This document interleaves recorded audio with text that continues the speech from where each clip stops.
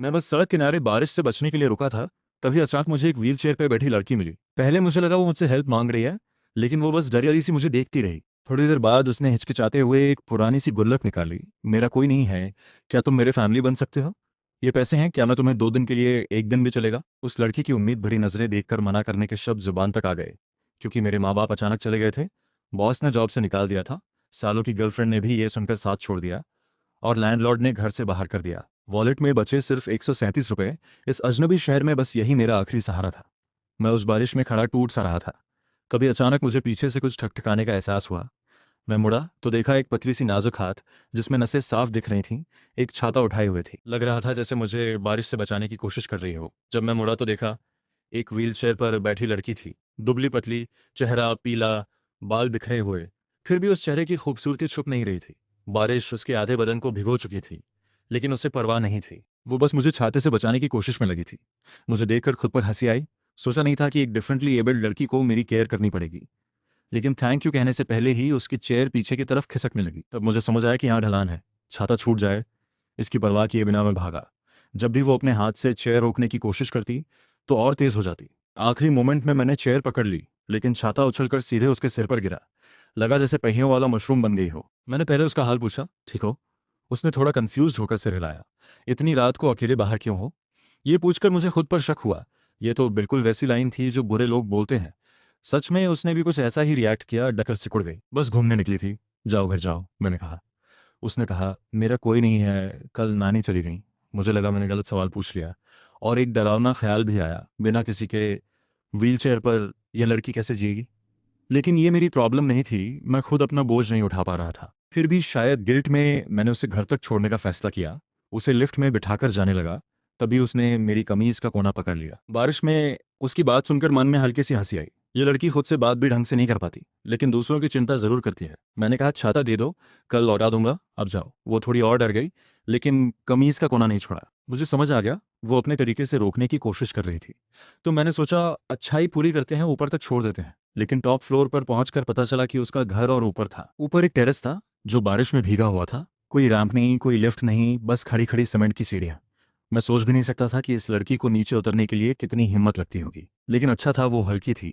मैंने चेयर समेत उसे ऊपर उठा लिया। दरवाजा खुला तो सामने एक बुजुर्ग नानी की ब्लैक एंड व्हाइट फोटो रखी थी। चेहरे पर मुस्कान थी।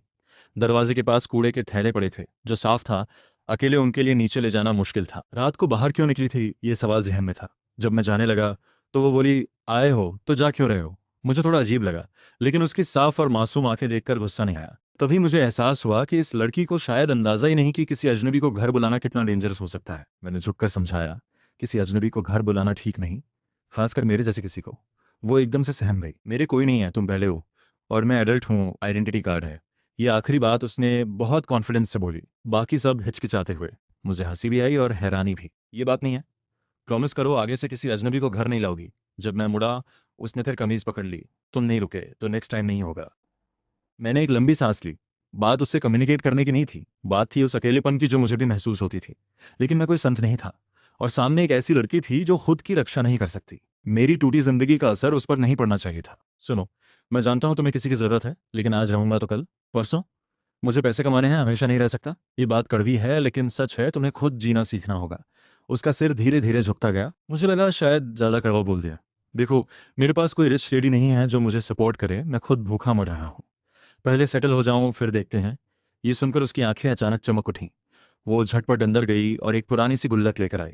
मैं तुम्हें सपोर्ट करूंगी, कितने दिन होते हैं? उसकी आवाज़ धीमी होती गई। उसे पता था ये पैसे बहुत कम थे, लेकिन फिर भी वो गुल्लक उठाए खड़ी थी।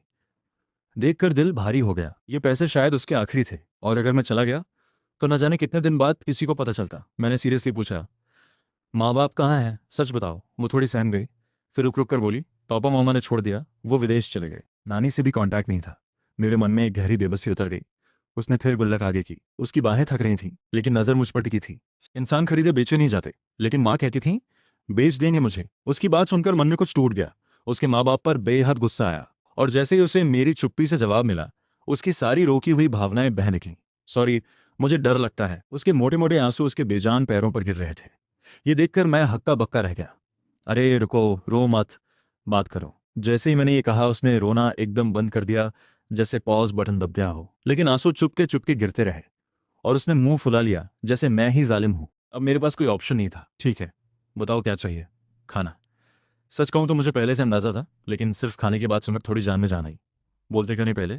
घर में क्या है? गाजर, अंडे और चावल। कुकर में चावल भी है। ये कहते ही वो थोड़ा सिकुड़ गई। मुझे कुछ अजीब लगा, लेकिन ज्यादा सोचा नहीं। किचन में गया, सोचा एक फ्राइड चावल बना देता हूँ। लेकिन अंदर जाकर देखा बस एक एग्जॉस्ट फैन, कोने में कुछ अंडे, मुरझाई हुई गाजर और दो पुराने घिसे पिटे पॉट्स।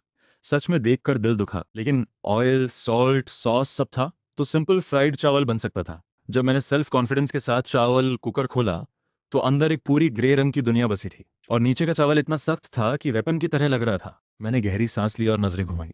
देखा, कोई चुपचाप रूम की तरफ खिसक रही थी। रुको। वो एकदम जम गई, भागे भी नहीं, रुके भी नहीं। बताओ ये कब का है? बस कल का, वो धीरे से बोली।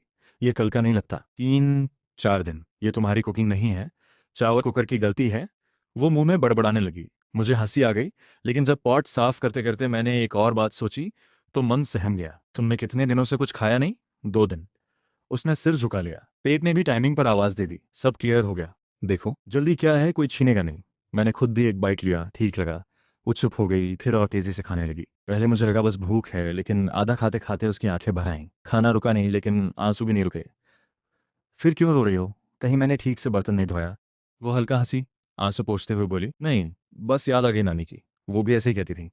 मैं कुछ बोलने ही वाला था, तभी उसकी एक मुस्कान ने सब कह दिया। उस पल मन का बोझ थोड़ा हल्का हुआ। सच कहूं, थोड़ा दिल भी हिला। लेकिन नहीं नहीं, मैंने खुद को रोका। डर से ज्यादा उसकी चिंता हुई। मैंने पूछा, तुम स्कूल कहाँ जाती हो? उसने काफी सोचने के बाद धीरे से बोला, मिडिल स्कूल तक ही गई। क्लासमेट्स मजाक उड़ाते थे, बुरा लगता था। नानी ने छुड़वा दिया, लेकिन मैं सह सकती थी। मैंने एक लंबी सांस ली। घर में बंद रहना, दुनिया से कटा होना, और जो अकेली समझती थी वो भी चली गई। कोई नॉर्मल लाइफ नहीं थी उसकी। सोशल सिक्योरिटी या कोई गवर्नमेंट बेनिफिट मिलता है क्या? पता नहीं। तभी उसने बात बदली। वो, क्या मैं तुम्हारी एक ड्राइंग बना सकती हूँ? डर है कि तुम गए तो वापस नहीं आओगे। ये कहते ही वो रूम में चली गई। मैं उत्सुकता से पीछे गया और दरवाज़ा खुला तो मैं हैरान रह गया। पूरा कमरा रंगों से भरा था, जैसे एक अजीब और खूबसूरत रंगीन दुनिया। बस छत के पास थोड़ी जगह खाली थी, जहां तक व्हीलचेयर नहीं पहुंच सकती थी। मुझे ड्राइंग बहुत पसंद है, ये कहते हुए उसकी आंखों में एक अलग ही कॉन्फिडेंस था। लेकिन मैं सोच रहा था, दीवार पर इतना सब बनाना उसके लिए कितना मुश्किल रहा होगा। वो खुशी खुशी स्केचबुक निकाल लाई और मेरी तरफ देखती, फिर पेज पर, फिर मेरी तरफ। आधे घंटे में उसने मेरी ड्राइंग बना दी। मेरे हाथ थोड़े कांप रहे थे जब मैंने वो पेज लिया। देखा तो दंग रह गया। ड्राइंग में मैं बारिश की रात में बैठा था। हाथ में एग फ्राइड चावल का बोल था और एक छोटी सफ़ेद बिल्ली मेरी पैंट खींच रही थी, बोल की तरफ देख रही थी। मुझे नहीं पता था मैं उसकी नज़र में ऐसा दिखता हूँ। लेकिन ये बिल्ली कहाँ से आई? उसने जवाब नहीं दिया, झटपट टॉपिक बदलने लगी। लेकिन उसके कान लाल हो गए थे। तब समझ आया, वो बिल्ली खुद वो थी। मैंने ऊपर देखा, सोचा देखूं कहीं सच में कान तो नहीं है। उसकी नज़र मुझ पर आई, कंफ्यूज और थोड़ी सतर्क। वो और सिकुड़ गई। मूड ठीक रखने के लिए मैंने कहा, और ड्राइंग्स दिखाओ। ये नीचे वाली जान दादी है, जब भी चुपचाप बाहर जाती थी वो हाथ हिलाती थी। और ये ली दादा कारपेंटर है, मेरी पुरानी व्हीलचेयर इन्हीं ने बनाई थी। मैं पेजेस पलटता रहा। हर ड्राइंग में कोई न कोई था जिसने उसकी जिंदगी को थोड़ा छुआ था। ये कोई स्केचबुक नहीं थी, ये उसकी एक क्यूट और वार्म डायरी थी। तभी मेरे दिमाग में एक आइडिया आया। मैंने फ़ोन निकाला और ऑनलाइन कार्टून पोर्ट्रेट की प्राइसेस देखी। एक पोर्ट्रेट पर 30 से 50 रुपए मिलते थे। कम था, लेकिन उसके लिए काफ़ी था। मैंने एक क्यू स्टाइल फोटो दिखाई। क्या तुम ऐसा बना सकती हो? उसने धीरे से हाँ कहा। लेकिन सिर्फ पेपर पर काम नहीं चलेगा, डिजिटल ड्राइंग टैबलेट चाहिए प्रैक्टिस के लिए। मैंने चेक किया, बेसिक टैबलेट 100 रुपए के आसपास मिलता था, जो मैं अफोर्ड कर सकता था। घर पर एक पुराना लैपटॉप भी था, वो काम आ जाता। बस एक टेंशन थी कि उसके पास फ़ोन है या नहीं। उसने पॉकेट से फ़ोन निकाला और जो देखा उससे मेरा दिल डूब गया। एक पुराना सा कीपैड फ़ोन। ये चलेगा? फ़ोन की प्रॉब्लम बाद में सोचेंगे। अभी तो जिसके पास खाने के पैसे नहीं, उसके लिए इतना इन्वेस्ट करना बड़ी बात थी। और ये भी गारंटी नहीं थी कि ऑर्डर्स मिलेंगे या नहीं। सच में उस मोमेंट में छोड़ने का मन किया, लेकिन उसकी आंखों में जो उम्मीद थी वो देखकर मन बदल गया। जो होगा देखा जाएगा। तभी याद आया कि पापा ममा के नाम पर एक किराए का घर था। आधा महीना बचा था, लेकिन 3,000 का डिपॉजिट वापस मिल सकता था। कल कम्युनिटी सेंटर जाकर उसके बेनिफिट्स के बारे में भी पता करना था। खुद एक नई जॉब ढूंढनी थी। सब मिलाकर 1-2 महीने निकल सकते थे। बाकी उस लड़की की मेहनत पर था। क्या तुम ड्राइंग से कमाना चाहोगी? उसका जवाब हाँ था, और मेरा मन थोड़ा हल्का हुआ। घर जाने के लिए मुड़ा तो फिर कमीज पकड़ ली। कल आओगे ना? आऊंगा। उसकी मासूमियत पर हंसी भी आई। राहत भी हुई कि कम से कम रात रुकने को नहीं बोला। नाम? शाठियान। तुम्हारा? ट्यूशी। अगले दिन सुबह मैंने लैंडलॉर्ड को कॉल किया। शायद उन्हें माँ बाप की बात पता थी, उन्होंने डिपॉजिट के साथ बचे हुए किराए के पैसे भी लौटा दिए। फिर कमर्शियल एरिया में गया। 3,000 की सैलरी वाली प्रिंटिंग शॉप की जॉब मिल गई। काम निपटाते निपटाते दोपहर हो गई। तब याद आया, घर पर एक भूखा मशरूम इंतजार कर रहा है। भागते हुए उसके घर पहुंचा, लिफ्ट से निकला तो जलने की बदबू आई। कुछ गड़बड़ लगा तो मैं भागते हुए ऊपर गया और जोर जोर से दरवाजा पीटा। थोड़ी देर में दरवाज़ा अंदर से खुला और काला धुआं बाहर निकला। सामने व्हीलचेयर वाली मशरूम खांस रही थी, आंखें इधर उधर घुमा रही थी, जैसे कोई बच्चा गलती पकड़े जाने पर करता है। वो, तुम आ गए। उसे ठीक देख मुझे राहत और गुस्सा दोनों आए। मैं किचन में भागा और जल रहे चावल कुकर को बंद किया। ढक्कन खोला तो अंदर एक बूंद पानी नहीं था, नीचे तक काला कोयला हो गया था। मैंने मुड़कर उस भागने की कोशिश कर रही मशरूम को पकड़ा। बताओ ये कैसे हुआ? बस खाना बनाने की कोशिश की, फिर डर गई कि ठीक नहीं बना, सोचती रही और भूल गई। मैं गुस्से से दांत पीसने लगा। अगर मैं थोड़ा देर से आता तो पता नहीं क्या होता। क्यों शू, अगर तुमने दोबारा खाना बनाया तो मैं तुम्हें ही पका दूंगा। उसका मुंह बन गया, लेकिन मेरा गुस्सा भी उड़ गया। चलो बाहर घूमो, खाना बन जाएगा तो बुलाऊंगा। क्यूशू ने मुंह बनाते हुए व्हीलचेयर मोड़ी और किचन से निकल गई। हम अभी तो बस मिले हैं, ये ठीक नहीं लगता। अरे दिमाग कहाँ है तुम्हारा? मैं कह रहा हूँ डिसेबिलिटी सर्टिफिकेट और आइडेंटिटी कार्ड लेकर चलो, तुम्हारा बेनिफिट कहाँ जा रहा है वो पता करना है। मैं उसे घूरता रहा। क्यूशू को तब समझ आया कि उसने गलत समझा था। माहौल काफ़ी ऑकवर्ड हो गया। मैं बाहर जाकर खड़ा हो गया, खुद भी नहीं जानता था क्यों भाग रहा था। ये लड़की बच्चे जैसी है लेकिन हिंट समझ लेती है, फिर भी बहुत सी कॉमन सेंस नहीं है। शायद बस एक सिंपल और इनोसेंट लड़की है, ये सोचकर मैं थोड़ा सिहर गया। तभी क्यूशू ने धीरे से दरवाजे से झांक कर देखा। मुझे देखकर उसने राहत की सांस ली। जल्दी आओ। और क्या देख रहे हो? देर हो गई तो क्यों लग जाएगी? अगर थक गया तो तुम्हें वहीं छोड़ दूंगा और खुद व्हीलचेयर पर बैठ जाऊंगा। ते तुम बुरे हो? क्यूशू डर गई, दोनों हाथों से व्हीलचेयर धकेलने लगी। ये देखकर मुझे हंसी आ गई। नीचे पहुंचे तो जांग दादी ने मुझे रोक लिया। उन्होंने मुझे ऊपर से नीचे तक देखा, जैसे किसी बुरे आदमी को पहचान रही हो। जब पता चला कि कल मैंने ही क्यूशू को बचाया था तो उनकी आंखें थोड़ी नरम हुई। लड़के गरीब हो लेकिन शक्ल से सीधे लगते हो। बस इस बच्ची की नानी अचानक चली गई और मुझसे भी अब ज्यादा नहीं होता, ये कहकर उन्होंने क्यूशू की तरफ एक मीनिंगफुल नजर डाली। मैंने जल्दी से टॉपिक बदला। दादी, क्यूशू का डिसेबिलिटी बेनिफिट कहाँ जाता है बताएं? वो भी नहीं जानती थी। क्यूशू, नानी के अकाउंट का पासवर्ड याद है? उसने सिर हिला दिया। मुश्किल था तो मैं सोचा बैंक में नया कार्ड बनवाते हैं और सीधे उसी में बेनिफिट ट्रांसफर करवा देते हैं। बैंक की तरफ चलते हुए क्यूशू बार बार मुड़कर मुझे देखती रही। आखिरकार हिम्मत करके बोली, क्या मेरा खुद का पासबुक होगा? पासबुक नहीं, वो कुछ कहना चाहती थी। मैं उसे थोड़ा चिढ़ाने से खुद को नहीं रोक पाया। लेकिन अच्छी बात यह है बैंक कार्ड मिलेगा, पासबुक से ज़्यादा इजी है। बैंक कार्ड महंगा होता है? नहीं, बस 10 रुपए। इतना महंगा? ये तो मेरे पूरे हफ्ते की पॉकेट मनी है। ये कब की पॉकेट मनी है? मिडिल स्कूल की। मैंने एक लंबी सांस ली। मन में तरस आया। चिंता मत करो, मैं कोशिश करूंगा तुम्हें कमाल सिखाने की, कई गुना ज्यादा। सच में? ह्यूशू ने भोली नजरों से देखा। उसे नंबर्स का कोई आइडिया नहीं था, बस मेरी बात पर भरोसा था। बैंक पहुंचकर उसकी सोशल एंग्जाइटी फिर स्टार्ट हो गई। जब काउंटर पर स्टाफ ने पूछा कि क्या काम है, वो हकलाने लगी और मेरी कमीज खींचने लगी जैसे जीवन रेखा पकड़ी हो। मैंने उसे इशारा किया कि डॉक्यूमेंट्स खिड़की से दे दो। उसने पूरा बैग ही घुसा दिया। स्टाफ भी हैरान रह गई, लेकिन आखिर में बैंक कार्ड बन गया और साथ में नेट बैंकिंग भी। अब उसे हर बार पैसे निकालने के लिए नीचे नहीं उतरना पड़ेगा। सिविल अफेयर्स ऑफिस जाते हुए क्यूशू कार्ड को हाथ में पकड़े बार बार देख रही थी, खुश होकर बड़बड़ा रही थी। मैंने छेड़ा, सिर्फ एक कार्ड है, इतना खुश होने की क्या जरूरत है? कोई तुम्हें बच्ची समझकर बहका ना ले। तुम गलत बोल रहे हो, मैं बच्ची नहीं हूँ। बस तुम ही मुझे बच्ची बोलते हो, तुम ही बुरे हो। ये सुनकर मुझे एहसास हुआ कि आसपास के लोग मुझे अजीब नजरों से देख रहे थे। मैंने झटपट उसके सिर पर हाथ रखा ताकि वो और कुछ न बोले। हाथ लगाते ही वो चुप हो गई। तब मुझे अपनी गलती का एहसास हुआ। मैंने माफी मांगी, लेकिन क्यूशू ने खुद को ही ब्लेम किया। नहीं, मेरी गलती है, मैं बहुत खुश हो गई थी। मन में हुआ, काश मैं अपना हाथ काट लेता। वो इतनी क्यूट थी कि मैं रुक नहीं पाया। मैंने अटपटे से एक्सप्लेन करना शुरू किया, सोचा काम चल जाएगा। लेकिन क्यूशू ने कुछ सेकंड सोचकर पूछा, तो तुमने मेरा सिर क्यों छुआ? मैं एकदम से स्टक हो गया, लेकिन उसका चेहरा देखकर झूठ नहीं बोल सका। लगा तुम किसी क्यूट जानवर जैसी हो, तो रुक नहीं पाया। मैंने दूसरी तरफ मुंह करके चुपके से उसकी रिएक्शन देखी। उसने बस एक आवाज़ निकाली और मुंह फेर लिया। मुझे लगा वो तारीफ सुनकर खुश हुई। थोड़ी देर में सिविल अफेयर्स ऑफिस आ गया। क्यू बहुत लंबी थी। क्यूशू ने आसपास देखा, खुश कपल्स नजर आए। उसने क्यूरियस होकर पूछा, ये सब शादी करने आए हैं? हाँ शायद।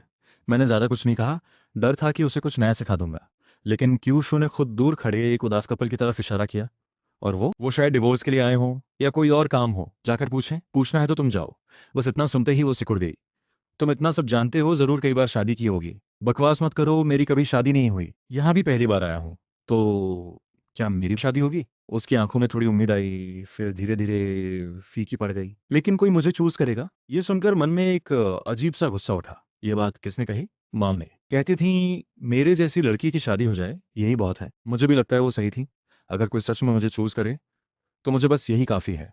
उसकी आवाज़ धीमी होती गई। नीचे अपनी व्हीलचेयर को कसकर पकड़े बैठी रही। मैं झुककर बोला, बेकार मत सोचो, तुम बहुत अच्छे हो, इतनी अच्छी कि दूसरे खुद शर्मिंदा हो। सच में देखो, अभी मैं भी शर्मिंदा हूँ, इसीलिए तुम्हारी तरफ नहीं देख रहा। मैंने नजरें चुराई। क्यूशू ने थोड़ा सोचकर कहा, मुझे लगा तुम मुझे देखना पसंद नहीं करते। ना पसंद नहीं, ये कहना दिल से झूठ होता। और हाँ कहूँ तो बात किसी और डायरेक्शन में जाती। मैं फंस गया। अच्छा हुआ क्यूशू ने टॉपिक बदला, लेकिन रुकी नहीं। क्या मेरी भी डिवोर्स होगी? वो दोनों बहुत दुखी लग रहे हैं, जैसे पापा मामा झगड़ते थे। मुझे नहीं पता था क्या जवाब दूं। सच में मेरा खुद का ब्रेकअप अभी ताज़ा था। इन सवालों का जवाब देने की मेरी कोई पोजीशन नहीं थी। अपनी बर्बाद जिंदगी याद करके मन थोड़ा उदास हो गया। तभी एक छोटी सी हाथ ने मुझे छुआ। उदास मत हो, तुम्हारे हाथ बड़े हैं, इतने बड़े कि मेरा पूरा सिर ढक जाए। बिल्कुल बचपन में दादाजी के हाथ जैसे। दादाजी अच्छे इंसान थे, इसलिए तुम भी अच्छे हो। मुझे हंसी आ गई। इस लड़की का लॉजिक कहाँ से आता है? बड़े हाथ और अच्छे इंसान का क्या कनेक्शन है? लेकिन मानना पड़ेगा, क्यूशू से मिलने के बाद से मूड सच में थोड़ा बेटर रहने लगा। थोड़ी देर में हमारा नंबर आ गया। इस बार मैंने क्यूशू का वेट नहीं किया और खुद बोल दिया, एक्सक्यूज मी, हमें इनके बेनिफिट के बारे में पूछना है और पेमेंट अकाउंट चेंज करना है। स्टाफ ने डॉक्यूमेंट्स मांगे। क्यूशू ने इस बार थोड़े कम हड़बड़ाते हुए डॉक्यूमेंट्स निकाले, लेकिन जब स्टाफ ने पूछा कि अकाउंट क्यों चेंज करना है, क्यूशू फिर फ्रीज हो गई। उसने मेरी तरफ देखा, खुद बोलना चाहती थी लेकिन डर के मारे शब्द नहीं निकले। मैं समझ गया और बोल दिया, इनकी नानी हाल ही में गुजरी है, तो प्लीज़ प्रूफ दिखाइए और ये फॉर्म फिल करके साइन कर दीजिए। क्यूशू ने चैन की सांस ली और फॉर्म भरने लगी। लेकिन तभी स्टाफ ने पूछा, आप दोनों कपल हैं? चाहे तो मैरिज रजिस्टर भी करवा लें, अभी चावल और ऑयल का ऑफर भी है, साथ में एक थाली और अंडे भी मिलेंगे। मुझे याद आया, ये सिविल अफेयर्स ऑफिस है। मैंने जल्दी से एक्सप्लेन किया कि हम दोस्त हैं। साथ में क्यूशू की तरफ देखा। वो पूरी तरह लाल हो गई थी। अगर मैंने एक सेकंड और देर की तो उसकी पेन कहीं भी जाती। जाते वक्त स्टाफ से पूछा तो पता चला बेनिफिट 2 दिन बाद आएगा। थोड़ी राहत मिली। 1 महीने में 1,350 रुपये का बेनिफिट और मेरी 3,000 की सैलरी। इस महीने कम से कम भूखा नहीं रहेगा। लेकिन सिविल अफेयर्स ऑफिस से निकलकर देखा कि क्यूशू अभी भी शादी वाले टॉपिक पर ही थी। नानी कहती थी, शादी के बाद कोई हमेशा साथ रहता है, हम साथ खुश होंगे, और जब मैं गिरूंगी तो वो फूंक मारेंगे और मेरी कमियां भी एक्सेप्ट करेंगे। उसकी आंखों में एक सपना था। मुझे समझ आया, ये लड़की शादी नहीं, बस साथ चाहती है। कोई टाइप है तुम्हारा? कोई भी ढूंढ लोगी क्या जिसे पसंद न करती हो? ये तो सोचा नहीं। लेकिन नानी कहती थी, जो पसंद आए उसे घर ले आओ, कुकिंग से दिल जीत लो। घर का ये लॉजिक सुनकर मैं थोड़ा हंसा और थोड़ा डरा भी। क्यू शू की कुकिंग की याद आते ही उस बेचारे इंसान के लिए मन में दुआ निकली। और क्यू शू भी मेरी एक्सप्रेशन देखकर थोड़ी लो हो गई, लेकिन फिर भी बोली, मैं ज़रूर अच्छा खाना बनाऊंगी। हाँ हाँ, मानता हूँ, वरना उसे पकड़कर मेरे लिए खाना बनवाऊंगा। ये सुनकर मुझे खुद क्यू शू से पहली मुलाकात याद आई। ये तो जैसे मुझे ही पॉइंट कर रहा था, लेकिन ये लड़की इतनी इनोसेंट है कि कोई प्लान नहीं लगता। मैंने टेस्ट करते हुए कहा, ये तो ज़बरदस्ती जैसा हुआ। क्यूशू ने सोचकर हाँ कर दी। तुम्हें पता है इसका मतलब? ये दादी ने बताया था। मतलब है, किसी अच्छे लड़के को पकड़कर घर ले आओ और खाना खिलाओ। उस दादी ने ये लड़की को क्या क्या सिखाया है। क्यूशू के कान लाल हो रहे थे। मुझे समझ आया मामला कॉम्प्लिकेटेड हो गया है। क्यूशू सच में समझ आई ये बात। मुझे पता है, मैं बच्ची नहीं हूँ, जो समझना चाहिए वो समझती हूँ। उसने सिर और झुका लिया, लेकिन बोलती रही, मुझे पता है कल तुम्हें घर लाना ठीक नहीं था, लेकिन उस वक्त तुम भी मेरे जैसे लग रहे थे। मुझे लगा तुम्हें भी किसी की ज़रूरत है। एक पल के लिए मेरी सांस रुक गई। बहुत देर तक व्हीलचेयर धकेलता रहा। तो इस लड़की को शुरू से पता था कि खतरा हो सकता था, लेकिन मैं बस चाहती थी कोई साथ हो। क्यू शो की ये बात सुनकर मन में वही पुराना दर्द उठा जो मुझे भी था, लेकिन गुस्सा और ज्यादा आया। किसने बताया कि साथ के लिए ऐसे करते हैं? अगर कोई और होता तो क्या होता, सोचा? लेकिन तुम वैसे नहीं थे। मैं इसलिए नहीं था क्योंकि मैं खुद टूटा हुआ था। मुफ्त में मिली चीज़ की कोई कदर नहीं करता, लोग बस फ़ायदा उठाते हैं। सॉरी, लेकिन तुम अच्छे इंसान हो। क्यों शोर हो रही थी, डांट खा रही थी, लेकिन फिर भी मुझे गुड पर्सन कार्ड दे रही थी। मुझे गुस्से में हंसी आ गई। तो मैंने सीधे पूछा, तो तुम सच में मुझे पकड़ना चाहती थी? शुरू में नहीं, बस साथ चाहिए था। फिर जब लगा तुम अच्छे हो और फिर सिविल अफेयर्स ऑफिस आए, तब समझ आया ये भी एक रास्ता हो सकता है। सॉरी, मैं बहुत जल्दी कर रही थी। ये कहकर क्यू शू चुप हो गई। मुझे समझ आया, ये लड़की भले सब जानती है, लेकिन इसकी सोच गड़बड़ा गई है। वो शादी को साथ पाने का जरिया समझ रही है, इसलिए नहीं कि वो किसी को पसंद करती है। मन में थोड़ी हलचल थी, लेकिन एक ऐसी लड़की का फायदा उठाना जो अभी इतनी कमजोर है, मेरे बस की बात नहीं थी। मैंने उसकी ठुड्डी उठाई, आंखों में आंखें डालकर पूछा, सच बताओ, क्या तुम मुझे पसंद करती हो? तुम्हें अभी तक ये भी नहीं पता कि किसी को पसंद करते हो या नहीं, और शादी करना चाहती हो? ये बेतुका नहीं लगता? क्यूशु का मुंह कांपने लगा, रोने वाली थी। मुझे लगा थोड़ा ज्यादा कह दिया। मैंने सिर खुजाया। मैंने वादा किया था ना कि कहीं नहीं जाऊंगा। तो डरो क्यों? पहले साथ को अलग रखो, फिर थोड़ा टाइम लो, देखो मैं तुम्हारे लायक हूं या नहीं। खुद भी सोचो तुम्हें क्या चाहिए, फिर डिसाइड करो। ये भी हो सकता है। क्यूशु की आंखें फिर चमक उठी, जैसे एक नया दरवाजा खुल गया हो। मैंने उसके सिर पर हाथ रखा। अरे तुम्हारे पाँव नहीं चलते, तुम मरने वाली नहीं हो। इतना टाइम नहीं है क्या? लेकिन क्यूशू ने कोई रिएक्शन नहीं दिया, बस उसका चेहरा धीरे धीरे लाल होता गया। क्या हुआ, बुखार है? मुझे समझ आया, मैं बहुत करीब था। मैं एक कदम पीछे हटा और माफ़ी मांगी, लेकिन क्यूशू ने हिचकिचाते हुए धीरे से कुछ ऐसा कहा जिससे मन हिल गया। अगर अगर मैं सोच लूं तो क्या तुम मुझे चूज करोगे? ये कहकर उसने अपने पाँव देखे। अंदर की इनसिक्योरिटी बाहर आने वाली थी, लेकिन अगले ही पल मैंने व्हीलचेयर तेज धकेली। चलो चलो, सब्जी लेने चलते हैं। पकड़ा है ना मुझे, तो यूज भी करो। क्यूशू ने हल्की सी आवाज़ निकाली। पीछे मुड़ना चाहती थी, फिर रुक गई। आखिर में धीरे से मुस्कुराते हुए मेरी बात दोहराई। पकड़ा है तो ये लड़की भोली होती है तो भी क्यूट लगती है। मैं रुक नहीं पाया और फिर उसके गोल सिर पर हाथ रख दिया। इस बार कोई एक्सक्यूज नहीं, बस रख दिया और इग्नोर करता रहा। फिर से सिर क्यों छुआ? छू लिया। अब क्या करोगी? वैसे तुमने मुझे पकड़ा है, मैं एक बार सिर नहीं छू सकता? क्यूशू ने ठुड्डी थोड़ी ऊपर उठाई। आवाज में थोड़ी कम इनसिक्योरिटी थी। तो मैं क्यूट लगी? नहीं, ये लड़की अब इतनी जल्दी समझने लगी है। मेरे चुप रहने पर क्यूशू ने हिम्मत करके कहा, मुझे भी तुम बहुत क्यूट लगते हो। क्या मैं तुम्हारा सिर छू सकती हूँ? उसकी आंखों में उम्मीद थी। मेरा दिमाग थोड़ा रुक गया। ये लड़की इतनी डायरेक्ट कब से हो गई? और क्यूट कैसे, जब तुम गुस्सा हुए थे? तुम्हें कोई मैसोकिस्टिक टेंडेंसी तो नहीं है? डॉक्टर से मिलोगी? नहीं है, मुझे पता है तुम मेरे लिए गुस्सा हुए थे, इसीलिए डर के बावजूद क्यूट लगे और कह रहे हो नहीं है, नहीं है। तुम जानते हो मैं सबसे कम स्मार्ट हूँ, फिर भी तुम मुझ पर हंसते हो। क्यूशू घबराई तो उसकी बोलने की कैपेबिलिटी फिर गड़बड़ा गई। आखिर में गाल फुलाकर चुप हो गई। लेकिन तभी मेरी नज़र किनारे की एक मोबाइल शॉप पे गई। मैं रुका, सोचा, फिर क्यूशू को वहीं रुकने को कहा और अंदर घुस गया। जल्दी से बाहर निकला और एक सफ़ेद बॉक्स उसकी तरफ उछाला। ये मेरे लिए? लेकिन वो जिद करके वापस करने लगी। मैं एक कदम पीछे हट गया, उसकी रीत से बाहर। क्यूशू ने व्हीलचेयर आगे बढ़ाई और मेरे पीछे आने लगी। मुझे डर था कि वो गिर न जाए, तो मैंने उसे समझाया, क्यूशू, खाना बनाने वाला पकड़ा है तो उसे फ़ोन तो देना बनता है। जब तुम भूख लगने पर कॉल करोगी तो मैं जल्दी आ सकूंगा। सोचो, रखना चाहिए या नहीं? सही है, बिल्कुल।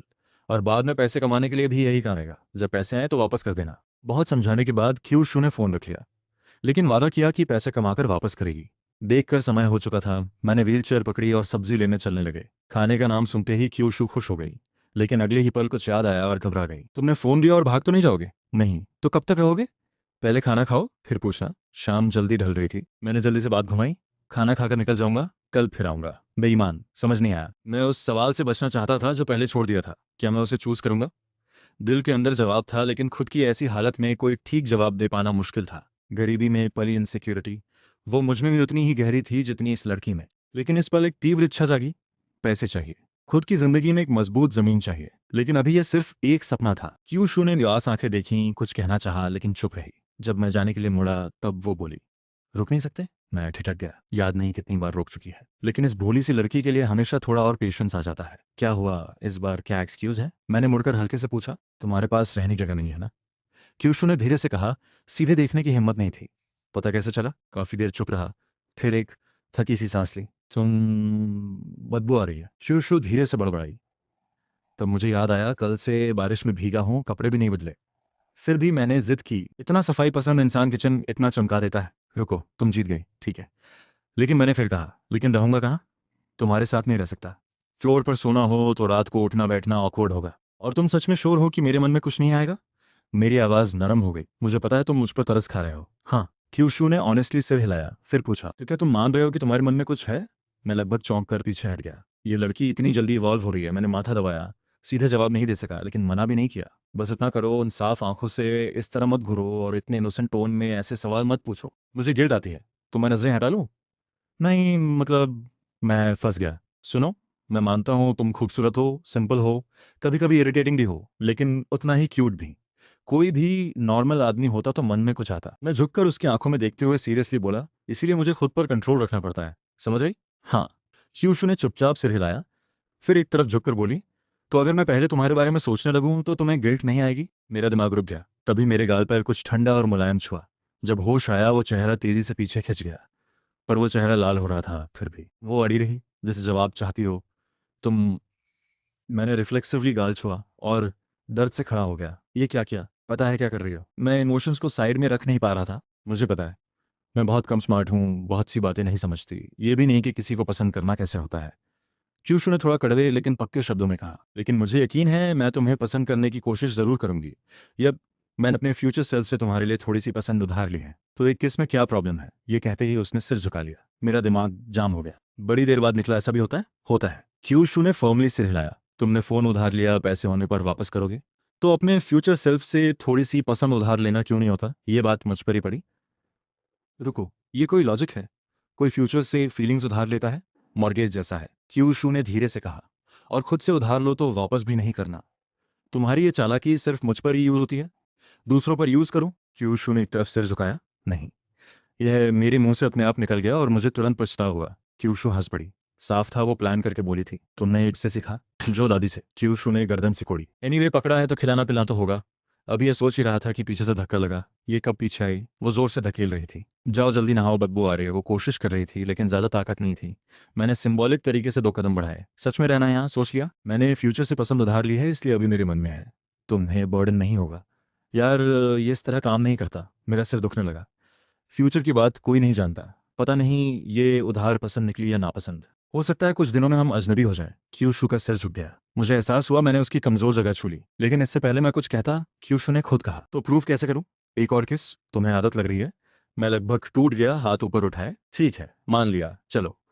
क्यूशू ने जोर से सिर हिलाया। थोड़ी नाराजगी भी थी, लेकिन वो समझती भी है। तो यहाँ रहो जब तक कोई घर न मिल जाए। रहना है कहीं। वो आंखें लगाकर देखने लगी। एक रीजन दो, ऐसा रीजन जो मुझे कन्विंस करे। मैंने गहरी सांस ली। क्यूशू काफी देर सोचती रही, फिर धीमे से बोली, मैं नहीं चाहती कोई तुम्हें ले जाए। तुमने ये निकाल ही लिया।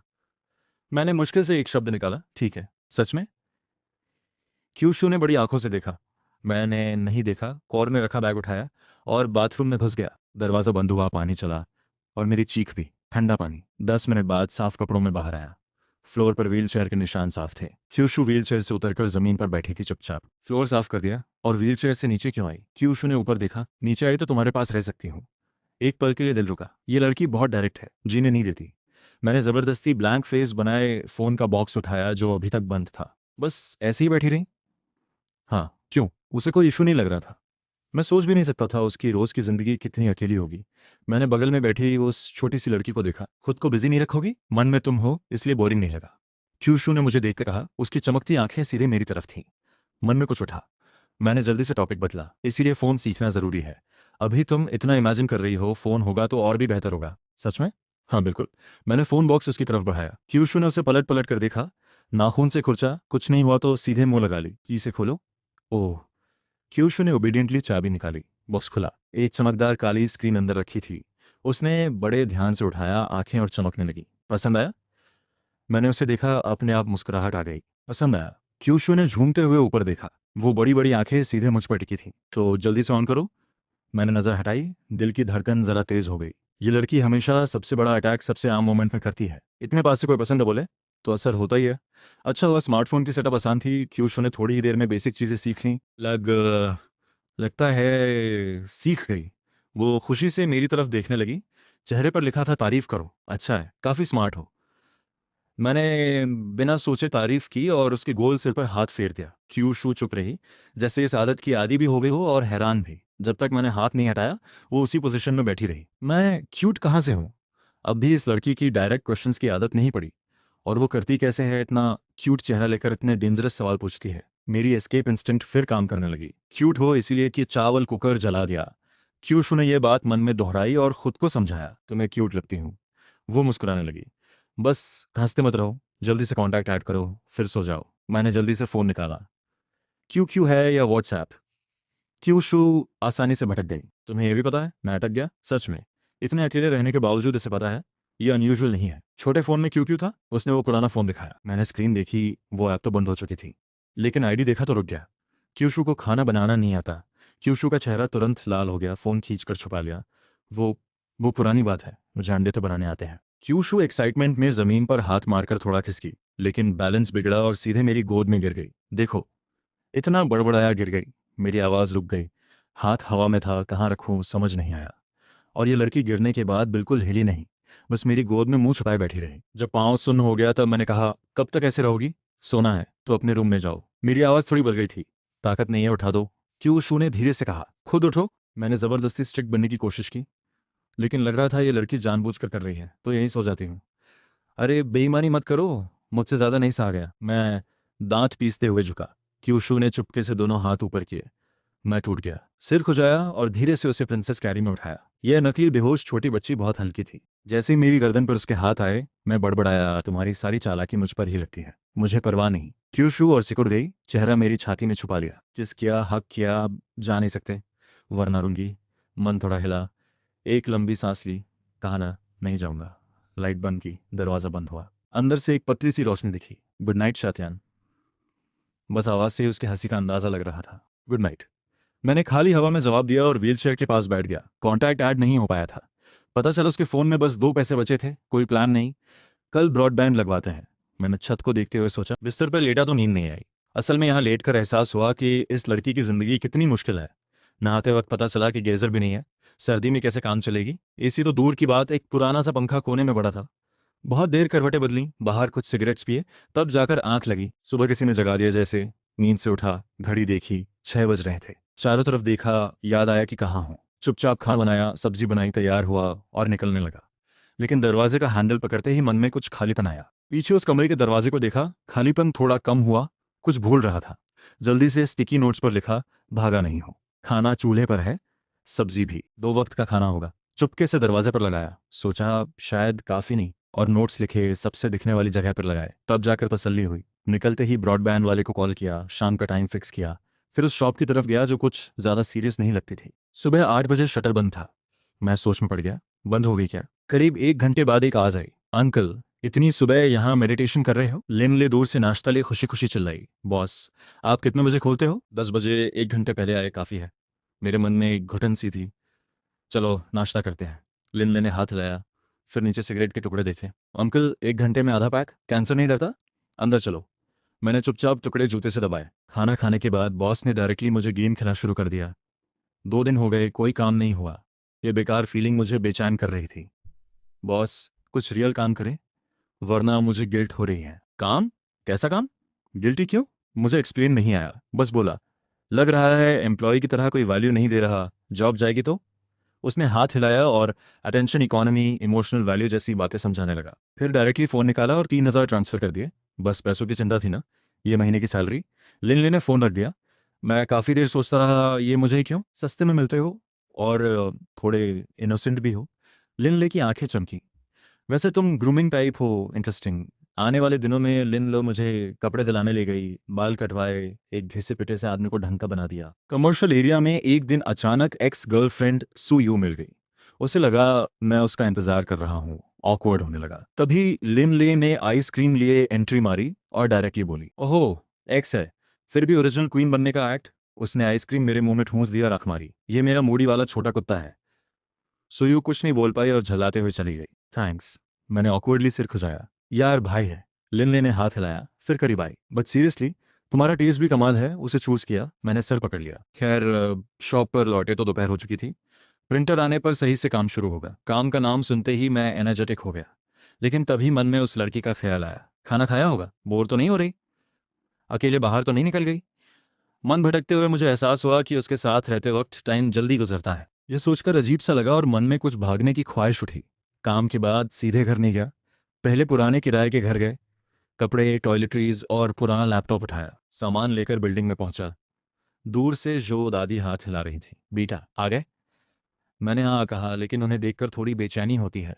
बिल्डिंग के दरवाजे पर पहुंचा तो रुक गया। एक जानी पहचानी गोल सी सिर कॉरिडोर से झांक रही थी। मुझे देखकर बच्चों की तरह छुप गई। मैंने इग्नोर किया और लिफ्ट की तरफ बढ़ा। कॉर्नर के पास एक छोटा सा हाथ निकला और मेरे हाथ पर आ गया। अरे तुम नीचे कैसे आई? मैंने सरप्राइज होने का नाटक किया। जो दादी ने देखा, क्यूशू हकलाते हुए लाल होती गई। जब मर्द घर आए और बीवी दरवाजे पर मिले तो अच्छा लगता है।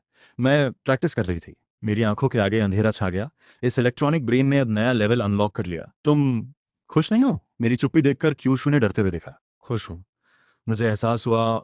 मैं मुस्कुरा रहा था, नजरें हटाई। तो क्या मैं बीवी हूँ? मैंने माथा थपथपाया। बिल्कुल। इसने खुश होने और बीवी को एक कर लिया, यह लॉजिक किसने दिया? और अकेले नीचे क्यों आई? गिरती तो। मैं उसके गाल दबाने लगा। क्यूशू ने एक बात में मेरा गुस्सा ठंडा कर दिया। तुम मेरी चिंता कर रहे थे? हाँ बिल्कुल कर रहा था। मैंने रेयर ऑनेस्टी दिखाई। वो स्टेयर्स पर कोई रेलिंग नहीं है, कुछ हो जाता तो मुझे बहुत बुरा लगता। सॉरी। क्यूशू ने सिर झुका लिया। माफ़ी की ज़रूरत नहीं, मैं जल्दी से कोई सेफ्टी सोल्यूशन ढूंढूंगा। तब तक वेट करोगी? क्यूशू ने जोर से हाँ किया। बस तुम याद आ रहे थे। मैंने रिफ्लेक्सिवली आंखें ढक लीं। यह लड़की कहती है समझ नहीं आता पसंद करना, लेकिन हर बात दिल की गहराई में जाकर लगती है। मुझे भी तुम याद आई। मैंने जितना हो सके हल्के टोन में कहा, खुद भी हैरान हो गया। सच में? क्यों शू चमक उठी। घर चलो, खाना खाया। मैंने टॉपिक बदला। हाँ।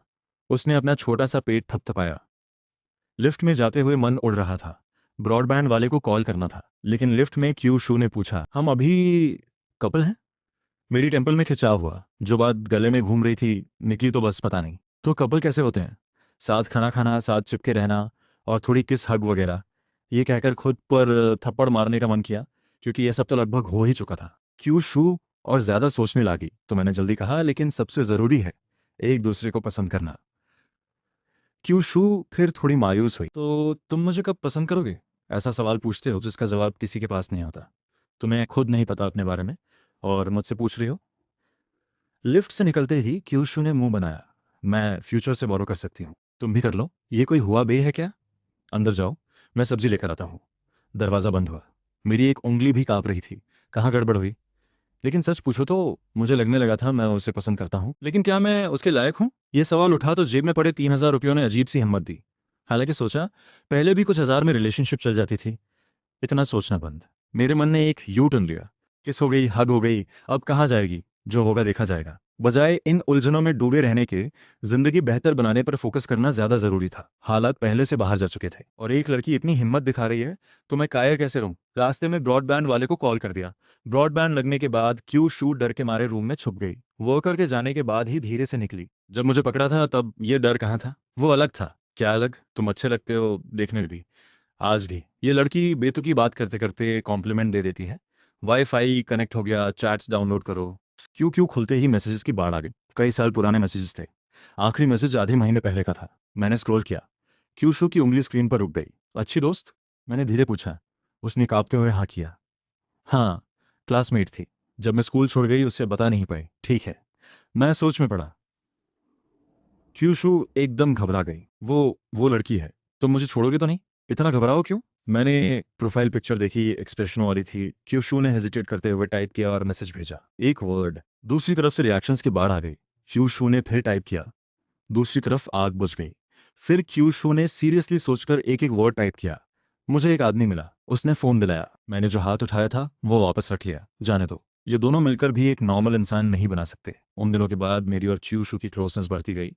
वो सोने से पहले मीठी मीठी बातें करती, और जब तक मैं जवाब देता वो सो चुकी होती। वो मेरी गोद में छुपकर ड्राइंग करती, मुझे पूप ऑफिसर और खुद को छोटी सफ़ेद बिल्ली बनाती। जब मैं गुस्सा होता तो वो सिकुड़ जाती, लेकिन झुकती नहीं। हमने कुछ बार झगड़ा भी किया। सबसे बड़ा झगड़ा तब हुआ जब उसने फिर कहा, तुम जा सकते हो, मेरी वजह से मत रुको। उस वक्त मेरा गुस्सा भड़क गया और मैंने उसे डांट दिया। लेकिन बाद में एहसास हुआ कि मैं भी उससे कुछ खास बेहतर नहीं था। लायक हूं या नहीं, ये सवाल मुझे भी अंदर से खाता था। झगड़े के बाद हम दोनों पहले से ज्यादा शांत हो गए। जैसा जो दादी ने कहा, बिना झगड़े के दो लोग सच में घुल मिल नहीं सकते। मैं उसे हॉस्पिटल ले गया पैरों की जांच के लिए। डॉक्टर ने बताया पोलियो का असर था। अगर समय पर इलाज होता तो आज लगभग नॉर्मल होती। स्टेम सेल ट्रीटमेंट का पूरा कोर्स 20 लाख तक जा सकता था। क्यूशू ने तुरंत कहा, इलाज नहीं करवाना, तुम हो बस काफ़ी है। मैंने न हाँ कहा न मना किया, बस बोला धीरे धीरे जोड़ते रहेंगे। कमाई के मोर्चे पर मैंने क्यूशू के लिए ड्राइंग टैबलेट और फ़ोन लिया। कमीशन अकाउंट बनाया। सोचा नहीं था कि पहला पोर्टफोलियो अपलोड होते ही ऑर्डर आ जाएगा। एक नोवेल राइटर को कैरेक्टर पोर्ट्रेट चाहिए था। 50 रुपए कम था, लेकिन क्यूशू की जिंदगी का पहला खुद कमाया पैसा था। पेमेंट आया तो खुशी से उड़ रही थी। शाटियान, मैंने पैसे कमाए, फ़ोन सामने कर दिया। 40 रुपए चमक रहे थे। बढ़िया है। मैंने उसके सिर पर हाथ रखा। वो मुस्कुराती रही, फिर बोली, अब तारीफ में कोई और नाम बोलोगे? कौन सा? मैं मुस्कुराया। लाओवांग नहीं, लाओघुआन बोलो, सील लग चुकी है। वो मुझे हंसाती थी, लेकिन मेरे कान लाल हो ही गए। लाओवांग बहुत अच्छा किया। क्यूशू की आंखें धीरे धीरे बड़ी हुईं। फिर वो मेरे सीने में घुस गई। लाओघुआंग, तुम्हारी वजह से हुआ। Thank you. मैं भी खाली नहीं बैठा था। लिनले ने एक ब्लैंक फिगर दिया तो आइडिया आया। उसे मूवेबल मॉडल बनाया जा सकता था सोशल मीडिया कंटेंट के लिए। कॉलेज रूममेट चेन लियांग के हार्डवेयर स्टोर से पट्टी, पेंट और कलर्स ले आया। घर पर एक पुराना कंप्यूटर भी ले आया। क्यूशू ने मॉडल मेकिंग में कमल का टैलेंट दिखाया। आधे घंटे में कई टेक्निकल प्रॉब्लम सॉल्व कर दी। फिर वाटर कलर ब्रश से रंग भरा। ठीक है, उसने डरते हुए देखा। मेरी उम्मीद से कहीं बेहतर था। मैंने उसे अपनी बाहों में खींच लिया। वो मेरे सीने पर लेटकर ड्राइंग करती रही। एक गोल सी छोटी सफेद बिल्ली पूप ऑफिसर पर चढ़ी हुई, और वो ऑफिसर मुंह बनाते हुए भी चुपके से मुस्कुरा रहा था। उसने अपने अकाउंट का नाम रखा लूज में शाह यू च्यू। शाह मेरा, च्यू उसका। उसके रूम की दीवार पर एक मछली थी जो स्टार्स में आज़ाद तैर रही थी। और एक केकड़ा था जो ज़मीन पर था, स्टार्स में जाने के लिए तड़प रहा था। उसने खुद को वो केकड़ा बनाया था, आज़ादी चाहती थी, लेकिन ज़मीन पर बंधी थी। जब मुझे यह समझ आया, गला सूख गया। क्या देख रहे हो? उसने बेहद फ्लैट टोन में पूछा। मछली, केकड़ा, स्टार्स और वो थोड़े लेकिन बहुत चमकते तारे। वो मुस्कुराई, जैसे सूखी लकड़ी में पानी आ गया हो। शातियान, लगता है मुझे सच में तुम पसंद हो गए। मुझे भी, मैं अधूरे होश में जवाब दिया। फिर वो मेरी बाहों में सो गई। थोड़ी देर बाद मैंने उसके बाल हटाए, माथे पर हल्के से किस किया, फिर चुपचाप दरवाज़ा बंद करके निकल आया। दिन गुजरते गए, क्यूशू के ऑर्डर्स बढ़ते गए। उसने एनिमेटेड स्टिकर्स बनाने शुरू किए, अपनी कहानी को कार्टून बनाया, पूप ऑफिसर और छोटी सफ़ेद बिल्ली की कहानी। मैं भी स्लोई सोशल मीडिया बना रहा था, मॉडल बनाने के शॉर्ट वीडियोस। व्यूज़ अभी कम थे, लेकिन शुरुआत हो गई थी। एक दिन लिन ने वीकडे में बुलाया, बोली अर्जेंट है। च्यूशू से जाते वक्त वो हमेशा की तरह दरवाजे के फ्रेम को पकड़े खड़ी थी। तुम वापस आओगे ना? डर है तो मैं घर पर रह जाता हूँ। मैंने फ़ोन हिलाते हुए हंसा। जल्दी जाओ, जल्दी आना। शॉप पर लिन ने मिस्टीरियस होकर बताया कि वो मुझे एक रियल गेमर बनाने का प्लान कर रही है। सिर्फ मॉडल्स नहीं, एक पूरी अर्निंग माइंडसेट। तुम्हारा गोल क्या है? बस पीसफुल सेटल हो जाऊं, आराम से रहूं। इस गोल के साथ तुम्हें कभी पीस नहीं मिलेगी। लिनले ने लेक्चर शुरू किया, अटेंशन इकोनॉमी, निश बनाना, सब। तुम्हें कुछ पसंद भी है ना? कॉलेज में ये सब्जेक्ट क्यों लिया? मैंने सोचा, फिर बताया कि बचपन में मॉडल कलेक्शन का शौक था। तो तुम भी ओताकू हो, ये सुनने का तुम्हें कोई हक नहीं। मैंने आंखें तरेरी। लिनले ने ब्लैंक फिगर मेरी तरफ उछाला। खुद रिसर्च करो। घर जाते हुए मैं फिगर के साथ खेलता रहा और सोचता रहा, इस बॉस ने पहले से यह प्लान बना रखा था। उधर क्यूशू और लिनले, जो उसकी वो पुरानी दोस्त थी, फोन पर खूब बातें कर रहे थे। क्यूशू ने उसे पूरी कहानी सुनाई, कैसे उसने क्रिमेशन ग्राउंड के पास से मुझे ऑब्जर्व किया, कैसे हिम्मत करके छाता उठाया, कैसे बहाने बनाकर मुझे घर ले आई। लिनले सोफा से उछलते उछलते रह गई, और मुझे जरा भी अंदाजा नहीं था कि क्यूशू की वो सबसे अच्छी दोस्त और मेरी वो पागल बॉस एक ही इंसान थी। एक दिन जो दादी को चोट लगी, हॉस्पिटल में थी, मैं क्यूशू को लेकर गया। जो दादी को प्लास्टर में देखते ही क्यूशू की आंखें भर आईं। वो व्हीलचेयर से खिंचकर जो दादी के पास गई। दादी ने एक पासबुक मेरे हाथ में थमाई। बाद में पता चला उसमें क्यूशू की नानी की सालों की सेविंग्स थीं और जो दादी का भी कंट्रीब्यूशन था। कुल मिलाकर करीब 30,000। क्यूशू रो रोकर बोली, पहले कहते थे पैसे नहीं है इलाज के लिए, लेकिन थे तो। मेरे पास कोई जवाब नहीं था। फिर क्यूशू ने एक अनएक्सपेक्टेड काम किया। उसने पासबुक मेरे हाथ में दे दी। तुम डिसाइड करो कैसे यूज करना है। यह मुझे क्यों? मैं प्रॉपर्ली मैनेज नहीं कर सकती। तुम मेरा ख्याल रख रहे हो, इसलिए तुम्हें देना ठीक है। ये मेरा ट्रस्ट है, मेरी एक्सेप्टेंस है। नहीं पता मेरी एक्सेप्टेंस तुम्हारे लिए इंपॉर्टेंट है या नहीं। मैं काफ़ी देर चुप रहा, फिर ले लिया। ठीक है। मैंने मुस्कुराते हुए उसके माथे को हल्की सी थाप मारी। और पछताना मत। क्यूशू ने व्हीलचेयर जल्दी से पीछे खींची। तुम ही मत पछताना, वरना मैं गुस्सा होंगी। वो नाक भौं चढ़ाकर मुंह फेर गई, लेकिन यह गस कम पैम्परिंग ज्यादा था। मैं भी नहीं पछताऊंगा। मैंने पासबुक रख लिया। उस पर लगा, शायद मेरी जिंदगी की सबसे बड़ी किस्मत यही थी कि उस रात एक व्हीलचेयर पर बैठी भोली लड़की ने कांपते हाथों से छाता उठाया और मुझे बारिश से बचाने की कोशिश की। क्यूशू मेरे सीने से लगकर धीरे से बड़बड़ाई, स्यातियान, हमारी कहानी में हमेशा ड्रॉ करती रहूंगी, अभी की भी, आगे की भी, चाहे कुछ भी हो। ठीक है। मैंने उसके सिर पे हाथ रखा। खिड़की से सर्दी की हवा आ रही थी, लेकिन बाहों में जो गर्माहट थी वो बिल्कुल सही थी। उस रात बिस्तर पर लेटा तो नींद नहीं आई। क्यूशू एक छोटे जानवर की तरह मेरी छाती पर लेटी थी, सांसें एकसार थीं। फोन वाइब्रेट हुआ। लिनले का मैसेज था, कल कोई बड़ा काम है, आ जाओ वरना सैलरी काट लूंगी। मैंने क्यूशू को देखा, फिर फोन को। अगली सुबह खाना बनाया, नोट्स लगाए, निकल गया। क्यूशू दरवाजे की फ्रेम पर टिकी थी, लाओगोन जल्दी आना। मैंने मुड़कर नहीं देखा, लेकिन मुस्कुराहट कान तक फैल गई। शेयर्ड साइकिल पर शॉप की तरफ जाते हुए हवा कमीज में घुस रही थी, ठंडी थी, लेकिन सीना गर्म था। शॉप के शटर पर एक नोट था, वेट करो, रिकॉर्ड हो रहा है। साथ में एक एरो था और उसके बगल में एक छोटी सी स्टूल और एक कुत्ते का बोल था, जिस पर लिखा था श्या टीएन स्पेशल। एक थैली मूंगफली भी थी। मैं डेड फिश आइस से बोल को देखता रहा। जितना देखा उतना ज्यादा खुद को कुत्ता लगा। 10 बजे लिन ले आई, भरपूर नाश्ता लेकर। उसमें वो यूजुअल एनर्जी नहीं थी। अंकल, इतनी जल्दी आ गए? क्या हुआ, किसी ने तुम्हें भी तोड़ दिया? लेनले ने बताया कि दोस्त की लव न्यूज़ ने उसे रात भर सोने नहीं दिया। मैंने माथा ठोका, समझ गया। खाना खाने के बाद वो मुझे गेमिंग कैफे ले गई। खूब गेम खेले, बातें की। दिन में काम, जो काम कम और गेम ज़्यादा था। शाम को घर आकर मॉडल बनाना, वीडियोस बनाना, क्यूशू का ख्याल रखना। क्यूशू भी बिजी थी, स्टिकर्स और पोस्ट की स्पीड बढ़ती जा रही थी। हम एक दूसरे का सहारा थे, कभी मीठे मीठे, कभी झगड़ते हुए, लेकिन हर झगड़े के बाद थोड़े और करीब होते गए। वो मेरे गुस्से में सिकुड़ जाती, लेकिन उदास होने पर अपने तरीके से कंफर्ट करती। मैं उसकी इनसिक्योरिटी में धैर्य रखता, और जब वो चुपके चुपके कुछ बेवकूफ़ी करती तो गुस्सा आता, लेकिन दूर नहीं जा सकता था। एक रात क्यू शू ड्राइंग बोर्ड पर डेडलाइन रश कर रही थी। मैं बगल में मॉडल पॉलिश कर रहा था। अचानक उसने मुड़कर उन गोल गोल आंखों से देखा। शातियान, हाँ, मुझे थोड़ा गुस्सा दिलाना है। उसकी स्क्रीन देखी। एक ड्राइंग थी, पू ऑफिसर लेटा था, दूर एक अकेली छोटी बिल्ली ड्राइंग बोर्ड पर झुकी थी, चारों तरफ शैडो लाइन्स थी। मैं मुस्कुराया, उसे खींचकर अपने पास बिठाया। शू शू तुरंत शांत हो गई। चुपके से बिल्ली के सिर पर एक हार्ट बना दिया। रुक नहीं पाए, बहुत पहले से नहीं रुक पाया। मैंने उसे घुमाकर अपनी बाहों में ले लिया। चूशू एक शौक बिल्ली की तरह पेन उठाए बैठी रही, आंखें बड़ी बड़ी। लेकिन अभी नहीं। जब तुम खड़ी हो सको, जब तुम खुद की जिंदगी संभाल सको, जब तुम अपनी इनसिक्योरिटी से बाहर आ जाओ, जब कोई प्रेशर ना हो, उस वक्त की हाँ वो सच्ची होगी। यह मेरी जिम्मेदारी है और तुम्हारा सम्मान भी। क्यूशू का मुंह थोड़ा खुला, आंखों में कुछ नया था जो पहले नहीं था। वो काफी देर तकती रही, फिर जोर से सिर हिलाया। शातियान, थैंक यू कि तुम मेरे साथ ऐसे हो। इसमें थैंक्स किस बात का? मैंने उसकी नाक को हल्के से ठोका। बस फील होता है कि तुम मुझे बहुत संभालते हो, खुद से ज्यादा, जैसे नानी करती थी। काश नानी को पता होता कि तुम मिले। होता, हाँ जरूर होता। खिड़की से फिर हवा आई, ठंडी, लेकिन बाहों में गर्माहट वैसी ही थी। हमारी कहानी चल रही थी। चू कह चुकी थी कि वो सब ड्रॉ करती रहेगी, और मैं सोच रहा था कि जिंदगी को बेहतर कैसे बनाऊं, उसके लिए भी, खुद के लिए भी। आगे क्या होगा कोई नहीं जानता, लेकिन अभी मैं छोड़ना नहीं चाहता था। फोन वाइब्रेट हुआ। लिनला का मैसेज था, कल बड़ा काम है, आ जाओ वरना सैलरी कट जाएगी। मैंने बाहों में सोई क्यूशू को देखा, उसके बाल कान के पीछे किए, फिर रिप्लाई किया, आता हूँ। रास्ते में जितना आगे बढ़ता था, मन उतना ही भारी होता जाता था। कल क्यूशू से प्रॉमिस किया था कि हॉस्पिटल में जो दादी को मिलने ले जाऊंगा। रात को दोनों ने मिलकर प्लान किया था, यहाँ तक कि बुक स्टोर से उसके लिए कुछ रेफरेंस बुक्स भी लेनी थी। मैंने धीरे धीरे उसे कन्विंस किया था कि अभी जो अर्निंग हो रही है वो खुद को इम्प्रूव करने में लगाए, तो अब घर चलाने का ज्यादा बोझ मुझ पर था। हालांकि क्यूशू का मंथली बेनिफिट था और वो पासबुक भी, लेकिन बेनिफिट को इमरजेंसी के लिए रखना था, और पासबुक वाले 30,000 को छूना भी ठीक नहीं था। क्यूशू की नानी का हिस्सा तो उसका ही था, और जो दादी ने जो डाला था वो पूरी बात जाने बिना, उनसे मिले बिना डिसाइड नहीं होना चाहिए था। लेकिन आज मैंने प्रॉमिस तोड़ दिया। अगर सब ठीक रहता तो आज ही ये सब सेटल हो सकता था, लेकिन बस इस एक फ्यूचर की चाह में यहाँ आ रहा था।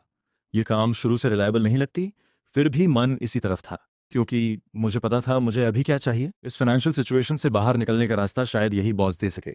लेकिन फिर भी शॉप की तरफ हर कदम बढ़ाते हुए जो दादी का चेहरा याद आता रहा, चूशू को ढूंढती उनकी बेचैनी, खाना देते वक्त की हंसी, हॉस्पिटल बेड पर भी हमारी चिंता, और जाते वक्त वो मुड़कर देखना। क्या मैंने गलत किया? मैंने कड़वी हंसी के साथ सिर हिलाया। शाम को जल्दी निकलना था, क्यूशू को हॉस्पिटल ले जाना था। कब पहुंचा पता नहीं चला। शॉप का दरवाजा सामने था, तभी पाँव से वो सिगरेट वाला बोल टकराया और मैं होश में आया। ऊपर देखा तो सोफा पर एक नमकीन मछली की तरह लिन ले पड़ी थी, बिखरे बाल, काले घेरे, और मेरी तरफ शिकायत भरी नजरें। दरवाजा खोलकर अंदर गया। दोनों एक दूसरे को घूरते रहे, एक शब्द नहीं। मैंने हिम्मत करके पूछा, बॉस, अचानक इतनी इमरजेंसी क्या थी? लिन ने ज़ॉम्बी की तरह करवट ली, फिर वापस गिर गई। मुंह कुशन में दबाकर बोली, बाद में, पहले शांति। खाना कहाँ है? मैंने खाली टेबल देखी। इसने कोई स्विच दबा दिया। लिन ले अचानक भड़क गई। बस यही तो प्रॉब्लम है। उसने एक चीख निकाली और मुंह वापस कुशन में दबा लिया। वो दादी जो ब्रेकफास्ट बेचती थी, आज नहीं आई। डिलीवरी का वेट है, पास में और स्टॉल्स नहीं है। तुम्हें क्या? ठीक है, बात खत्म। दरअसल मुझे उस दादी की थोड़ी चिंता है, हार्ट की प्रॉब्लम है सालों से। जब भी स्टॉल नहीं होता, मतलब हॉस्पिटल गई होती है। मैंने अनजाने में एक सांस ली। जो दादी की बात अभी ताज़ी थी, माँ बाप की याद आई, तो ऐसी बातें दिल को ज़्यादा छूती हैं। काश दुनिया में कोई बीमारी ही नहीं होती। लिनले ने आंखें घुमाई। यार तुमसे यह बचकानी बात सुनकर अच्छा लगा। अंकल तुम बड़े हो गए या छोटे? डिलीवरी आई, दोनों ने खाना खाया। आखिरी बाइट के बाद मैंने पूछा, तो आज क्यों बुलाया? लिनले का एक्सप्रेशन बदला, बात गले में अटक गई। मेरी नज़र सस्पिशियस होने लगी तो वो उठ खड़ी हुई। ज्यादा बात मत करो, बस मेरे साथ चलो। हम दोनों एक पुरानी सी गली में घुसे। दोनों तरफ छोटी छोटी दुकानें थीं, पुराने बोर्ड्स, रोड साइड स्टॉल से भाप उठ रही थी। काम पर जाने वाले मजदूर छोटे छोटे स्टूल्स पर नाश्ता कर रहे थे। लिनले को देखते ही लोग गर्मजोशी से मिले। मेरे मन की वो अजीब सी फीलिंग और गहरी होती गई। लिनले खुद ही बोलती रही, एक दोस्त था मेरा, स्कूल के बाद यहाँ फैमिली का वेट करता था। मैं भी कुछ बार आई, फिर आदत हो गई इस जगह की। कॉलेज के बाद जब पास में शॉप खोली तो दादी जा चुकी थी, लेकिन ठेला अभी भी है, टेस्ट नहीं बदला, प्राइस भी नहीं। एक बार दादी कई दिन नहीं आई, जब आई तो पता चला तबीयत बिगड़ रही है। तो वो दादी अब कहाँ रहती है? सनशाइन अपार्टमेंट्स में। सनशाइन अपार्टमेंट्स, वही तो च्यूशू रहती है। सब कुछ जुड़ने लगा। अगर जो दादी पहले से बीमार थी तो उनका मुझे और च्यूशू को मिलाने की कोशिश करना, शायद वो अपने जाने से पहले च्यूशू का इंतजाम करना चाहती थी। मन घबरा गया। कल का उनका वो कमजोर हाल, शायद वो सिर्फ गिरने की वजह से नहीं था। गिरना तो बस एक रिजल्ट था, और शायद वो क्यूशू के लिए ही इतनी दूर आकर यहाँ रहने लगी थी। लेकिन ठेला इतनी दूर क्यों? मेरी नज़र गली में लगी क्यू पर गई। आगे कुछ लेबर कंपनीज थी, मजदूर एंशियसली खड़े थे। मेरे पापा भी कभी ऐसे ही खड़े होते थे। दादी शायद इन लोगों को छोड़ नहीं सकती थी। लिनला एक ऑयल शॉप के सामने रुकी। एक बुजुर्ग आगे झुककर वुडन प्रेस चला रहे थे, तौलिया गर्दन पर था, पसीना टपक रहा था। लिनले ने आराम से बात की, एक बड़ी सी पीनट्स की बैग और पीनट बटर मांगा। जब बिल हुआ तो दादा ने कम प्राइस बताया। लिनले ने सीरियस होकर कहा, 150 और 15 मिलाकर 315 होता है। ये कहकर 300 रुपये फेंके और भाग गई। मैं हैरान होकर वो भारी बैग उठाकर पीछे दौड़ा। कम से कम 30-40 किलो थी, क्यूशू से भी भारी। मस्सी में लिन में एक कन्वीनियंस स्टोर में भी घुस गई। बाहर निकलते हुए बड़बड़ाई, उस आंटी ने कैलकुलेटर खरीद लिया। मेरे हाथ से सिगरेट गिरते गिरते बची। अब समझ आया इस बॉस को हायर क्यों किया था। ये सबके लिए ऐसा करती है। बॉस, ये सडन इंस्पिरेशन कितनी बार आ चुकी है? चुप, बस इम्पल्स है। जैसे किसी स्ट्रे बिल्ली को देखो तो खाना देने का मन करे। करती हूँ, मानती नहीं। ये सामान उठाकर शॉप तक पहुंचाओ, फिर जाओ। आज तुम्हारी शक्ल नहीं देखनी। शॉप पर लिनले ने सोफा ठोका। आज तुम्हें परमानेंट करती हूँ। 2 घंटे की मेहनत से ब्लैंक फिगर मॉडल तैयार किया। लिनले ने खुशी से देखा। परमानेंट सैलरी कितनी चाहिए? 6,000, 7, 8। उसकी आंखें चमकी। मैंने 4,000 मंगे। काम के लायक नहीं लग रहा था, लेकिन 1,000 ज्यादा मिला तो क्यू शू के साथ ढंग से खाना तो खा सकते थे। लिनले ने मुझे बेवकूफ की तरह देखा, लेकिन तुरंत हाँ कर दी। बोनस में कुछ ब्लैंक फिगर्स भी है। मैं खुश होकर निकल गया। कुछ दूर चलाई था कि फोन वाइब्रेट हुआ। 1,000 का नोटिफिकेशन। मैं उस नंबर को देखता रहा, फिर हाथ में फिगर्स को देखा। सब उलझे ख्यालों को दबाया, लेकिन एक अजीब सी बेचैनी थी। लिनले की वो बेपरवाह हरकतें, आज पीठ के पास महसूस हुआ उसका होना। शायद उसके लिए ये सब नॉर्मल था, लेकिन मेरा मन गलत दिशा में जाने लगा। मैं खुद को एक टाइट थप्पड़ मारा। क्या सोच रहा है? तेरी इतनी औकात है? और घर पर क्यूशू है, वो भोली लड़की, उसे जरा भी तकलीफ दूं, ये मुझसे नहीं होगा। दोपहर के 2 बज रहे थे। क्यूशू से वादा तोड़ा और लिनले के बारे में ये सब सोचा। यह गिल्ट पत्थर की तरह भारी था, लेकिन घर पर वो बेवकूफ सी लड़की मेरा इंतजार कर रही होगी, ये सोचते ही बेचैनी और बढ़ गई। मैंने लिफ्ट का बटन बार बार दबाया, दरवाजा खटखटाया, लेकिन अंदर सन्नाटा था। पूरी बिल्डिंग छान मारी। गार्ड से पूछा, पता चला क्यूशू 1-2 घंटे पहले किसी बुजुर्ग के साथ कैब में बैठी थी। ये दादा के साथ हॉस्पिटल गई होगी, लेकिन बिना बताए। ये बहुत अनयूजुअल था। रुको, फोन का बैलेंस खत्म था। मैं खुद पे झल्लाया। तुरंत 30 रुपये रिचार्ज किया और कॉल किया। दूसरी तरफ से कमजोर रूंधी सी आवाज आई, शाटियान, बैलेंस नहीं था। जाते वक्त मैसेज करना चाहती थी, माफ करना। कोई बात नहीं, बस ठीक हो। अभी कहाँ हो? हॉस्पिटल में। हाँ, जो दादी चली गई। ये शब्द बर्फ की तरह लगे। च्यूशू की आवाज में रोना नहीं था, बस एक गहरी शांति थी। ये दादा ने बताया, आखिरी बार मिलने के लिए आई थी, अभी फॉर्मेलिटीज हो रही हैं। तुम आओगे? हॉस्पिटल पहुंचा तो क्यूशू जो दादी के हाथ थामे बैठी थी, वो हाथ जो अब ठंडे थे। मुझे देखते ही उसकी आंखें एक पल के लिए कांपी। आ गए? अब जबरदस्ती मत करो। वो चुपचाप मेरी बाहों में आ गई, बिना आवाज के। शाम तक लिए दादा को विदा किया। क्रिमेशन के बाद क्यूशू थोड़ी शांत हुई, लेकिन उसने एक सवाल पूछा जो दम घोंट गया। जो लोग मुझसे प्यार करते हैं वो चले जाते हैं, तुम भी एक दिन जाओगे? जवाब देना चाहा, लेकिन गला रुक गया। हल्के फुल्के अंदाज में बोला, इंसान मरता तो सब है, मैं तुमसे बड़ा हूं तो लाइकली मैं पहले जाऊंगा। फिर जल्दी से टॉपिक बदला, व्हीलचेयर उठाई, चलो तुम्हें बीच ले चलता हूं। उत्तर की तरफ चलते गए। हवा तेज होती गई। क्यूशू व्हीलचेयर में सिकुड़ी थी। मैंने अपनी जैकेट उसके सिर पे डाल दी। उसने वापस देनी चाहिए। मैंने साफ मना किया, पहने रहो। तुम्हारे मन का मुझे नहीं पता, लेकिन कम से कम बॉडी को गर्म रखो। लाइट हाउस के पास ब्रिज पर आकर व्हीलचेयर सी की तरफ मोड़ी। क्यूशू ने बॉक्स खोला। एक एक मुट्ठी एशेस सी में डालती गई, जैसे फील्ड में बीज बो रही हो। थोड़ा खोगी नहीं? नहीं, नहीं चाहती नानी मेरी चिंता करती रहे। आखिर में एक छोटी सी मुट्ठी रख ली। बाद में मैं उसे बीच पर ले गया, उसे अपनी बाहों में उठाया ताकि उसके पांव पानी छू सकें। मैं खड़ी हो गई। क्यूशू की आंखें गोल हो गईं। ये होता है खड़े होना। उस पल उसकी वो छवि, बिना जरा सी इनसिक्योरिटी के, बहुत अलग थी। शायद जब वो सच में खुद खड़ी हो सके उस दिन, ज्यादातर प्रॉब्लम्स खुद ब खुद ठीक हो जाएंगी। हंसो मत। ठीक है। चांदनी में दोनों चुपचाप खड़े रहे, जैसे दो स्टैचूज। मुझे सी में जाना है। थोड़ा थोड़ा ले चलोगे? मैंने उसे थामा। उसकी कमजोर सी पुलिंग पर एक एक कदम बढ़ाते गए। उन थोड़े से कदमों में जो दूरी थी वो मिटती गई। पानी आया तो योशु ने पाँव डाला। पूरा शरीर झटक गया, लेकिन खुशी से। शातियान, थोड़ा और अंदर। अभी ठंड नहीं लग रही? मैं झल्लाया, लेकिन एक एक कदम बढ़ाता रहा। जब पानी उसकी आधी पिंडली तक आ गया। तुम जाओगे? नहीं। अगर कोई बेहतर मिला? नहीं। अगर वो बहुत खूबसूरत हो, हेल्पफुल हो, टॉल हो, केयरिंग हो और पैसे भी हो, ऐसा कोई मेरी तरफ देखेगा क्यों? क्यूशू की आंखें बुझ गईं। मेरी हंसी भी रुक गई। मुझे देर से याद आया, ऐसी कोई एक्चुअली है। नहीं जाऊंगा, कभी नहीं। क्यूशू चुप रही। फिर अचानक उसने मेरे सीने पर हाथ रखा और जोर से धकेला। मैं संभल नहीं पाया। रिफ्लेक्स में उसे कसकर पकड़ लिया। दोनों सीने गिरे। एक ठंडी लहर आई और दोनों को पानी के नीचे खींच ले गई। लेकिन आंखें बंद होते हुए उसने जो किया वो अधूरी, भोली सी, पूरी तरह वॉलंटरी किस मुझे डुबो गई। लहर गई। मैं खांसता हुआ उठा, क्यूशू को खींचकर बाहर निकाला। लत लग गई? एक बार और? पागल हो, घर चलो। घर आकर बारी बारी नहाए। क्यूशू मेरी शर्ट में घुस गई, मुझसे चिपक कर बेवकूफ़ों की तरह हंसती रही। हम बहुत देर बातें करते रहे। फ्यूचर के बारे में, शादी के बारे में। वो कुकिंग सीखना चाहती थी।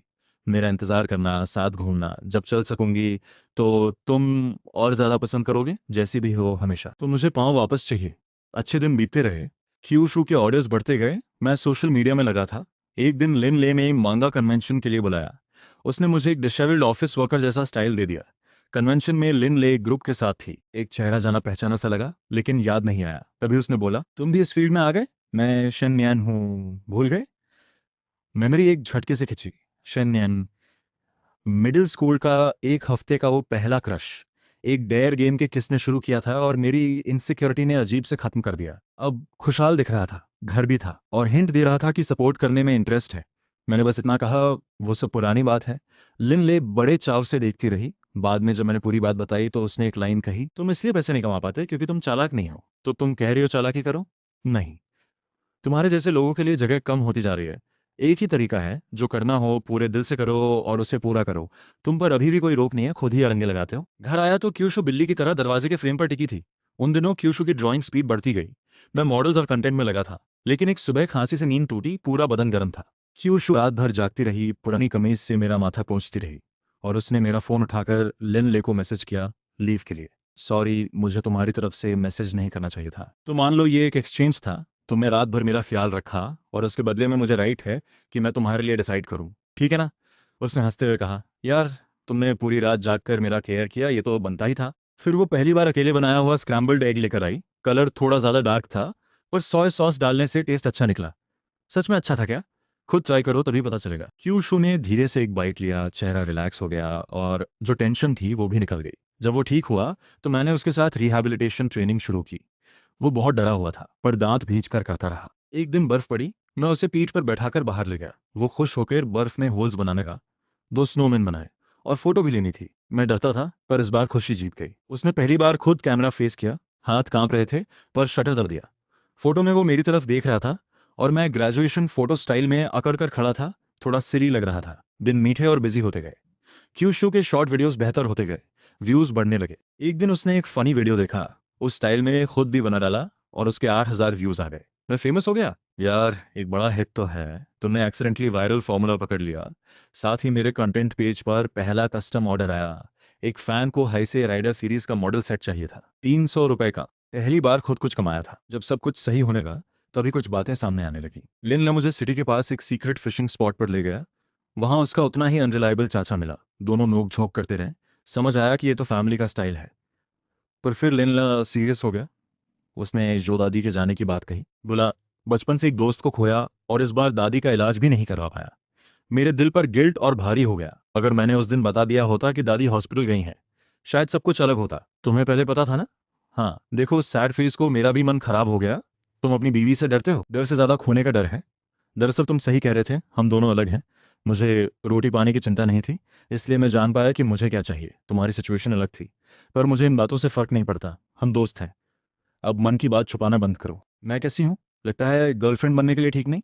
और अगर कभी छोड़ भी दिया तो तुम्हारे लिए अच्छा ढूंढ दूंगी। दुकान से बाहर निकलते वक्त उसने एक बैग थमाया, 2 इंपोर्टेड सिगरेट्स और एक नया फोन। न लेना हो तो फेंक दो। घर आकर मैं काफी देर सोचता रहा, फिर सच बोलने का डिसीजन लिया। बॉस ने दिया था। मैंने बैग क्यूशू के सामने रख दिया। उसने हाथ में फोन पकड़ा, थोड़ा स्टिफ हो गया। हाँ कहा, पर अगले पर वो मुझ पर झपट पड़ा और नीचे दबा लिया। मन नहीं है, बिल्कुल नहीं, पर थोड़ा सा। कम से कम तुमने खुद बताया। बस मैं फिर खुश हो गया। उस रात हम बहुत बातें करते रहे। अचानक क्यूशू ने एक अजीब सा सवाल पूछा। मेरे एक दोस्त का कोई है, वो दूसरे शहर में है। उस दोस्त का एक और दोस्त उसी शहर में है, पर उनके बीच क्या है ये नहीं पता। जिसे वो पसंद करता है उसके साथ एक्सीडेंट हो गया। वो खुद नहीं जा सका। तो दूसरे दोस्त से कहा कि जाकर केयर करो और उसके करीब जाने की कोशिश करो। क्या ये उस दोस्त का इस्तेमाल करना हुआ? ये दोस्त वही पुराना वाला है? नहीं। तो इसे कब से कोई मिला? हाल ही में। तुम उसकी बात क्यों कर रहे हो? उसे कोई पसंद है इसीलिए। मैं थोड़ा रुक गया। पर क्या ये सब सच में कोइंसिडेंस था? फिर भी मैंने और नहीं पूछा, क्योंकि चाहे सच जो भी हो, रिजल्ट तो एक ही था। मैं क्यूशू को नहीं छोड़ूंगा और लिनले के साथ भी सब ठीक करना जरूरी था। और इतना पूछना उस नाजुक ट्रस्ट को तोड़ सकता था। सॉरी। सॉरी। बाथरूम से क्यूशू की आवाज़ आई। मैंने झूठ बोला था, मुझे उसका फ़ोन नहीं देखना चाहिए था। तब पता नहीं चलता। मैं दरवाजे के बाहर बैठ गया, आखिरी सिगरेट जलाई, फिर बाकी का पूरा पैक ऊपर से नीचे फेंक दिया। जब थोड़ी तबीयत ठीक हुई तो मैंने लिनले को जॉब छोड़ने की बात बताई। इसमें क्यूशू का भी हाथ था, पर असली वजह मैं खुद था। नहीं छोड़ा तो डर था कि एक दिन खुद से नफरत करने लगूंगा। लिनले चुप रहा कुछ देर, फिर एक फैंसी रेस्टोरेंट ले गया। खाते खाते अचानक करीब आया, सीधे देखते हुए बोला, यार तुम्हारे अंदर कुछ है ऐसा जैसे कोई फ्रजाइल चीज़ हो। मेरा बड़ा मन करता है थोड़ा बोली करूं। मेरा दिल एकदम तेज धड़का। फिर बोला, और शायद अब थोड़ा प्रोग्रेस दिखाने का टाइम भी आ गया है क्या। मुझे कुछ समझ नहीं आया। छोड़ो, मजाक था, जल्दी खाओ। वो एकदम चिल मोड में आ गया। कार में लिम ले, फोन देखता रहा, आईब्रोज चढ़ते गए। नहीं यार, ये तो एक ही सांचे से निकलते हैं। उसी वक्त मैं भी उन सवालों से जूझ रहा था जो अब इग्नोर करना मुश्किल था, पर आखिर में मैंने उन्हें टेम्परेरीली साइड में रख दिया। सच से ज्यादा जरूरी था क्यूशू का मेंटल स्टेट। उस रात क्यूशू ने पूछा, सोते नहीं बनता तो क्या सोचते हो। बस जिंदगी के उलझे हुए हिसाब गिनता हूँ। मैं भी ऐसा ही हूँ। हमेशा बहुत तकलीफ होती है, जब भी याद आ रहा है समझ नहीं आता क्या करूँ। बस उसे माफ करना पड़ता है यार। गलतियां तो सबसे होती हैं। क्यूशू काफी देर चुप रहा, फिर धीरे से बोला, जानू आई लव यू। हॉलीडेज में क्यूशू के साथ दिन जल्दी जल्दी गुजरने लगे। दोनों अपने अपने काम में लगे रहते। कभी कभी नजरें मिलती, स्माइल होती, फिर वापस अपने काम में। खिड़की से धूप आती और एक गोल्डन सी रोशनी दोनों के बीच फैल जाती। क्यूशू के वीडियोस अच्छे होते जा रहे थे, इनकम भी धीरे धीरे बढ़ रही थी। वो फनी वीडियो जो अचानक पॉपुलर हो गया था, उसके बाद उसने नए नए स्टाइल्स ट्राई करने शुरू किए। एक दिन उसने मुझे ड्राइंग सिखाई। मैंने एक बेहद स्टूपिड सा स्लाइम क्रैब बना दिया। क्यूशू हंसते हंसते गिरने लगा, पर फिर आइडिया आया। उसने इस स्टाइल को ही वीडियो सीरीज बना दिया। एक रात में व्यूज 1 लाख पार। मैं फेमस हो गया। थोड़ा फेमस तो हो ही गए। उसके शॉर्ट वीडियो अर्निंग और ऑर्डर्स मिलाकर महीने में 2-3 हज़ार होने लगे। मेरे कस्टम ऑर्डर्स भी बढ़ने लगे। पूरी फ्रीडम तो नहीं थी, पर उस तरफ जाने की क्रैक जरूर खुल गई थी। गर्मियों में शादी करेंगे ना, उसने एक सुबह नींद में पूछा। हाँ करेंगे, जब तक तुम उड़ नहीं जाते मुझसे।